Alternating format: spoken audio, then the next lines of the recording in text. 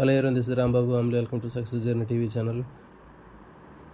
DSC perspectives in education విద్యా దృక్పథాల్లో first chapter విద్యా దృక్పథాలు, విద్యా అర్థము, భావన సంబంధించినటువంటి ముఖ్యమైనటువంటి బిట్స్ని టెక్స్ట్ బుక్ని బేస్ చేసుకొని, తెలుగు అకాడమీ టెక్స్ట్ బుక్ని బేస్ చేసుకుని తయారు చేసినటువంటి బిట్స్. ఇవన్నీ కూడా మీ అందరికి కూడా బాగా యూజ్ అవుతాయి. వీడియోని మర్చిపోకుండా లైక్ చేయండి, అదేవిధంగా మీ ఫ్రెండ్స్కి షేర్ చేయండి, ఆల్ నోటిఫికేషన్ బెల్ ఐకాన్ని ఆన్ చేయండి. సో ఫస్ట్ క్వశ్చన్, విద్య లేనివాడు వింత పశువు అని ఎవరు అన్నారు? తత్వవేత్త, మహాశయుడు, విద్యావేత్త, రాజకీయవేత్త.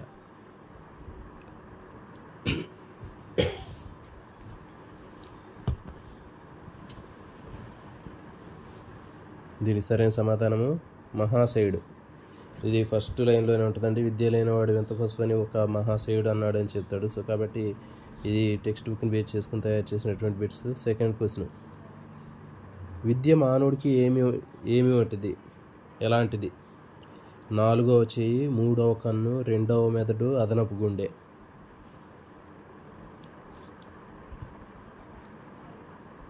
దీనికి సరైన సమాధానము 3వ కన్ను.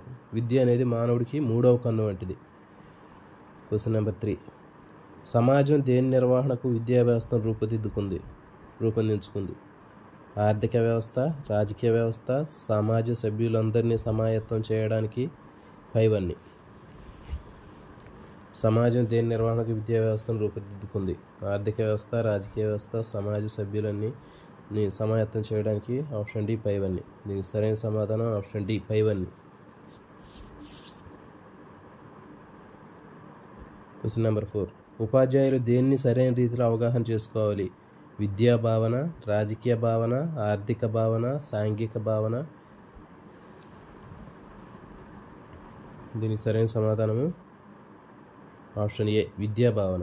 ఉపాధ్యాయులు విద్యా భావనను సరైన రీతిలో అవగాహన చేసుకోవాలి. క్వశ్చన్ నెంబర్ 5, ఆధునిక సమాజంలో విద్య ఎవరికి అవసరం? కొందరికి మాత్రమే, ధనికులకు మాత్రమే, అందరికీ, రాజకీయ నాయకులకు మాత్రమే. దీనికి సరైన సమాధానము ఆప్షన్ సి అందరికీ. విద్య దేనిని మారుస్తుంది? ఆర్థిక స్థితి, రాజకీయ స్థితి, మానవుని ప్రవర్తన, సాంఘిక స్థితి.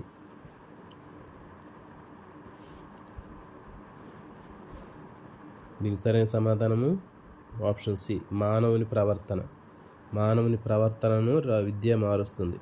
క్వశ్చన్ నెంబర్ 7, విద్య గురించి ఎవరు తమ అభిప్రాయాలు వెలిబుచ్చారు? తత్వవేత్తలు, విద్యావేత్తలు, రాజకీయవేత్తలు, పైవన్నీ. దీనికి సరైన సమాధానము పైవన్నీ. విద్యను గురించి వీరందరూ తమ అభిప్రాయాలను వ్యక్తం చేశారు.